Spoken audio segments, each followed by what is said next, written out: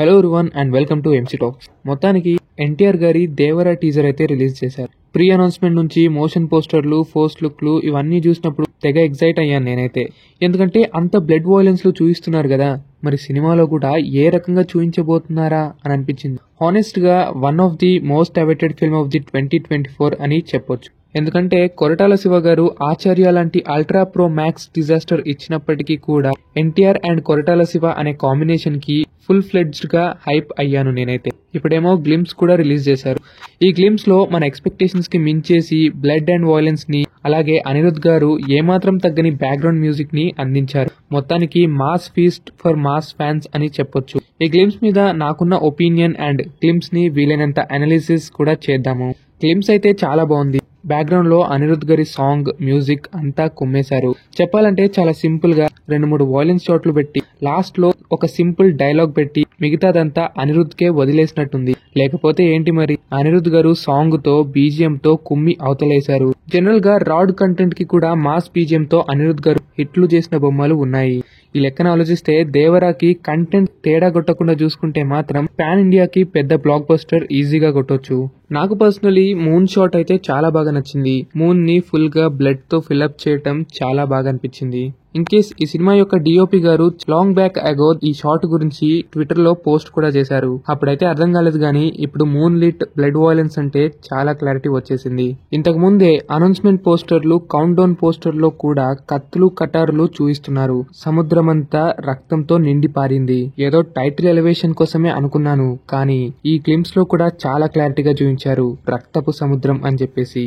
ఇంకా చిన్ని బోట్లు వేసుకుంటూ విలన్స్ హీరోపై దాడి చేయడం గానీ, హీరో సోలోగానే అంత పెద్ద షిప్ లో ఉండి వారందరినీ తన్ని తరమటం గానీ చాలా అద్భుతంగా డిజైన్ చేసి అదిరిపోయే విఎఫ్ఎక్స్ అందించారు. ఇంకా ఈ బోట్ లో వచ్చే విలన్స్, మనుషులు వీరంతా గానీ ఇంతకు ముందు వచ్చిన సైఫ్ అలీ ఖాన్ గారి ఫస్ట్ లుక్ లో చూపించారు.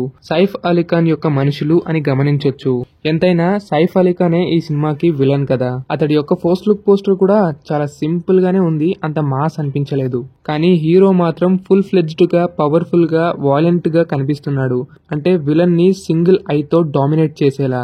మరి సినిమాలో విలన్ వీక్ అవ్వకపోతే చాలు. అంటే ఇక్కడ విలన్ వీక్ గా ఉన్నాడు అని నా బాధ కాదు, కాకపోతే హీరో మరీ ఎక్కువ వాలెంట్ అండ్ పవర్ఫుల్ గా ఉన్నాడు. మన ఎన్టీఆర్ గారు అంటే అంతే కదా. ఎప్పుడో అరవింద సమేత వీరరాఘవలో చూసాం ఈ రేంజ్ మాస్లు, అలాగే నరకడాలు ఇవన్నీ. ఇంకా అరవింద సమేతలో అక్కడక్కడ ఫైట్ సీన్స్ పెట్టి లాస్ట్ లో ఒక మెసేజ్ ఇచ్చి యుద్ధాలు వద్దు, వి వాంట్ పీస్ అని మంచి పాఠం నేర్పించారే తప్ప కంప్లీట్ వాయిలెన్స్ ని ఎండ్ చేయలేదు. మరి ఈ దేవారాలో అలాంటి ఫుల్ స్టాప్ లేకుండానే మంచి వాయిలెన్స్ ఫీస్ట్ ఇస్తారు అని ఆశిద్దాం. ఇంతకు ముందు నుంచే కొరటాల శివ గారు చెబుతున్నట్టు భయం అనేది ఖచ్చితంగా ఉండాలి. ఆ దేవుడికి కాకపోతే ఇంకెవరికి భయపడతారు. అలాగే ఆ భయానికే భయం కలిగించే హీరో అంటే దేవర విలన్స్ ని అడ్డుకుంటాడు. ఇంకా అంతటి ప్రళయ మెరుపుకి ఒక ప్రేమ కథ అంటే మన తంగం హీరోయిన్ ఎలా సెట్ చేశారు, వీరి బ్యాక్ డ్రాప్ ఎలా ఉంటుంది అనేది కూడా ఎక్సైటింగే. అయితే మనకి ఒక షిప్ మీద ఎన్టీఆర్ గారు సోలోగా నిలబడ్డారు. అంతమంది మధ్యన, అన్ని కంటైనర్స్ మధ్యలోను. మేబీ ఆ కంటైనర్స్ కోసమే ఇక్కడ విలన్స్ అంతా వచ్చుండాలి. ఎంతైనా దిస్ ఈజ్ మై సీ అంటే ఈ రక్తపు సముద్రం నాది అని లిరిక్స్ తో గానీ, డైలాగ్స్ తో గానీ తెలుపుతున్నారు. ఈ దేవరా ఉన్న చోటు, ఈ సముద్రంపై అడుగేసే ఈ దేవరా చోటు ఎవరు వచ్చినా తిరిగి వెళ్లేదే లేదు. అలా కంటైనర్స్ కోసం వచ్చారో, దేవర కోసం వచ్చారో కానీ వారందరికీ భయం మాత్రమే కాదు, చావు కూడా చూపిస్తాడు దేవర. ఎలా అంటే వీరు వచ్చిన ఆ చిన్ని బోట్లే మనకి ఇంతకు ముందు వచ్చిన pre announcements, count down posters లో గాను తూట్లు పడేలా ఆ షిప్పులు, బోట్లు ఉన్నాయి. ఈ లెక్కన ఆలోచిస్తుంటే అంత ఘోరంగా, అంత వాయిలెంట్ ఫుల్ గా సినిమాలో మనకి ఎన్టీఆర్ గారిని చూపించబోతున్నారనేది మనం అర్థం చేసుకోవాలి. ఇంకా దేవర పార్ట్ 1 అంటే దేవర పార్ట్ 2 కూడా ఉందా అనే ఆశ్చర్యం. అఫ్ కోర్స్ ఇంతకు ముందే అనౌన్స్ చేశారు, కానీ పార్ట్ 2 కి నిజంగా స్టోరీ ఉందా, లేక హైప్ ని, ట్రెండ్ ని బట్టి అనౌన్స్ చేశారా? ఒకవేళ నిజంగా కథ ఉన్నా దానికి ముందుకు తీసుకెళ్లాలి, అంతటి డ్రామాని క్రియేట్ చేయాలి అని అనుకుంటే పర్వాలేదు. ఇన్ కేస్ కళ్యాణ్ రామ్ గారు దేవర గేమ్ ఆఫ్ థ్రోన్స్ కి మించి ఉంటుంది, ఇది నాకు సినిమా మీద ఉన్న అభిప్రాయం అని అన్నారు.